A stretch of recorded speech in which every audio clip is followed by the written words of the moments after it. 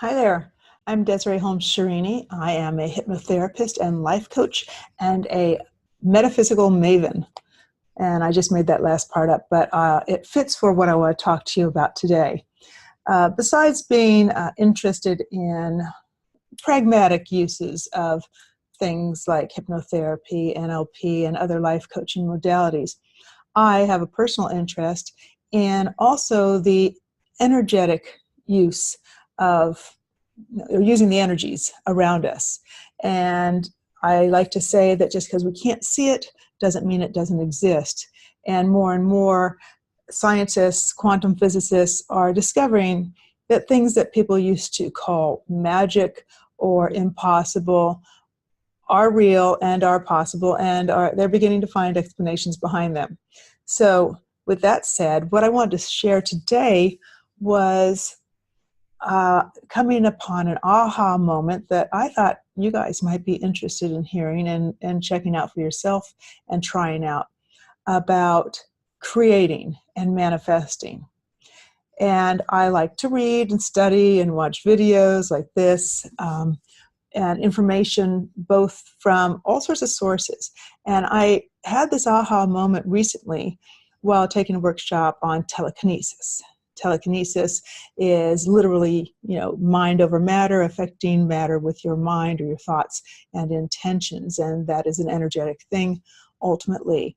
And it's also what spoon bending is, and then spoon bending got a bad rap because some magicians do tricks to make it look like the spoon's bending or heat up the metal, or people that maybe even could legitimately do something when they wanted to make sure it worked for an audience might cheat because they had fear that their intention would not go through, because it's not necessarily something that boom works like that. The energy has to be flowing and the path has to be clear.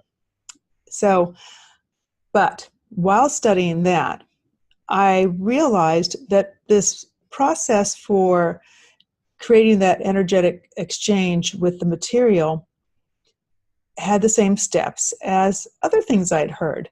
And I put them together. And so from ancient texts, older than the Bible, to the Bible refers to some of this. And then going forward, reading things about the steps that you can take. For example, the use of sigils involves these steps. A sigil is a symbol that you hold intention in. And then you don't exactly make a wish on it, the whole process, but these 3 steps are involved that I'm about to talk about. All the way up to listening to Esther Hicks and her channeling Abraham and talking about manifesting or intention setting. And more recently, more current books on manifesting refer to these steps. And not all of the materials refer to all 3 steps, but most of them have some element of this.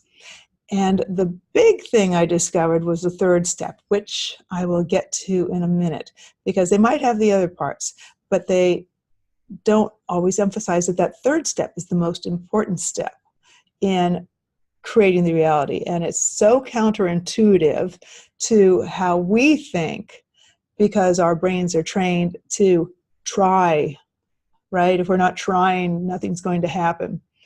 But let me go ahead and tell you what these steps I discovered are. The first step is to direct energy, because all around us is energy. There's energy that we can transform. And we are just, what we are is energy, and we are just transformed into a physical state that we can experience in our reality, okay?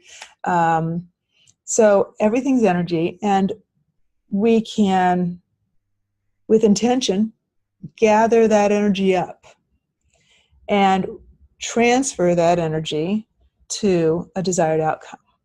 So that was step 1, is intending, wishing, hoping, wanting, intending, right?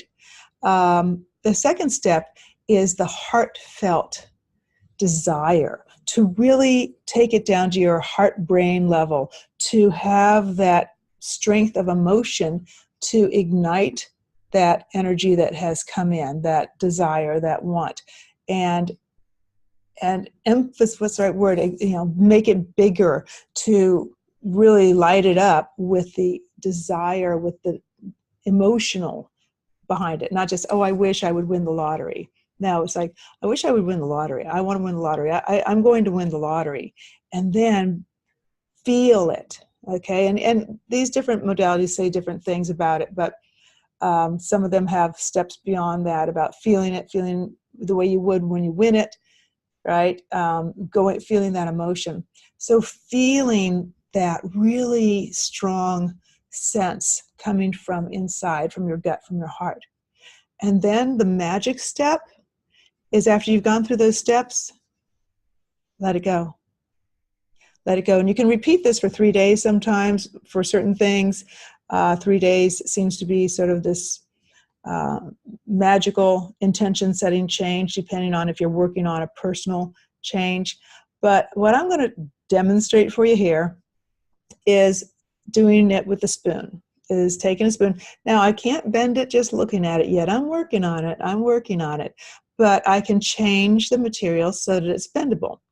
I am not using more force, to my knowledge. I don't think this process makes me super strong or something like that. My experience tells me that the material has changed, because after I've bent the spoon, then sometimes it won't bend back. It's like stuck again. And I would have to go through the process once again to send that energy in there and that intention and create this dynamic. So I'm going to show you this in action with bending the spoon. And apologies up ahead, because there will be a delay. It's not going to be, boom, I bent the spoon. I have to draw on the energy, send the intention, and wait until it feels ready. But I'll talk you through it as I do it.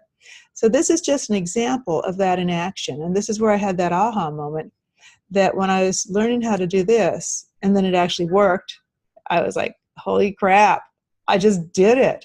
I've broken 2 spoons. I not just bent them, but they broke in half. And that's really highly unlikely that I'm just going to snap a spoon in half, right? So it's one of those things that you got to do it to believe it. Like, I could do it for you here and you go, oh, she's tricking me or whatever. But you know what? Go to the Goodwill, buy a spoon you don't care about, and try it yourself after I show you this. So, or you might want to take a class on it, a workshop like I did, because there was a little more to it than this. So I have this nice, sturdy, big spoon. It's like, it's not going like I'm in it. It's really, it's a strong spoon, right? It's, I'm not making it up. So spoon bending 101 is holding it at the point, the weakest point, because you want to make life easy on yourself, and directing energy to that point, directing energy from out here through you, down your arm into the spoon.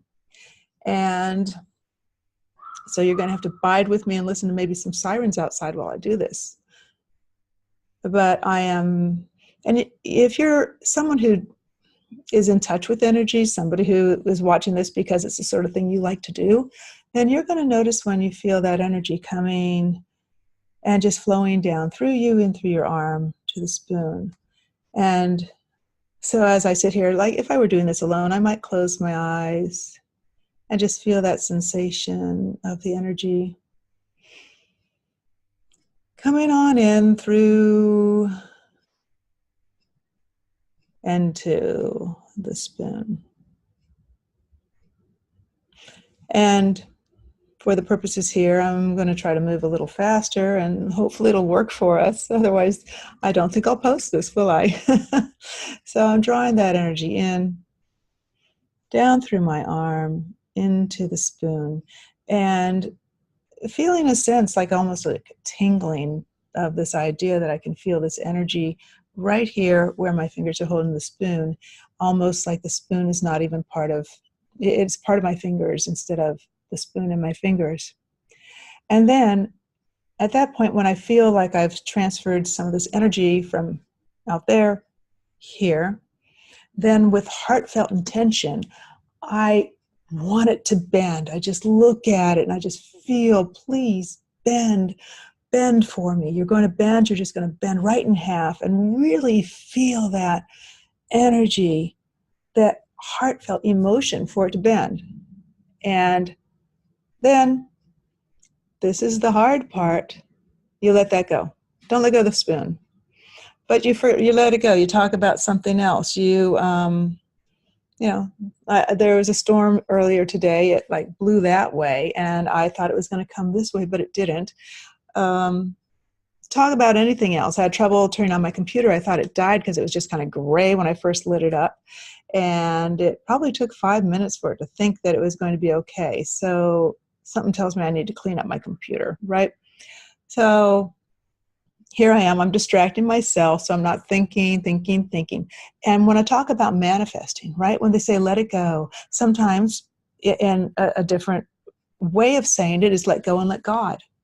You pray, you ask, you leave it in God's hands, let go and let God. So when we're talking about life transformation or a need or desire, you can let go and let God. If you want to keep it in the metaphysical realm, you allow.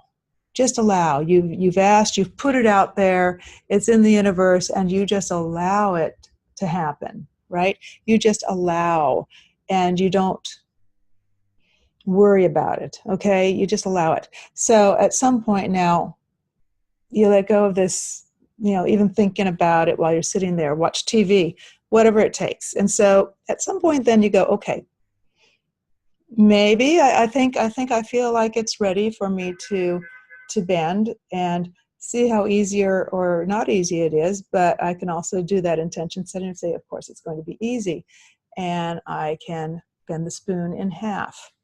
It took a little force, but now what else can I do with it, right? It was a pretty tough spoon, and I doubt I could have done that before this. And then if I leave it, if I leave it like this, then it's going to get harder and harder for me to unbend or bend. Like I said, it's YouTube. You may or may not. You got to try it yourself. You got to try it yourself. And so that's mind over matter, and the whole point of letting go and distracting yourself and moving on after you've asked. So, bye. Thanks for hanging in there. Go bend a spoon. Bye.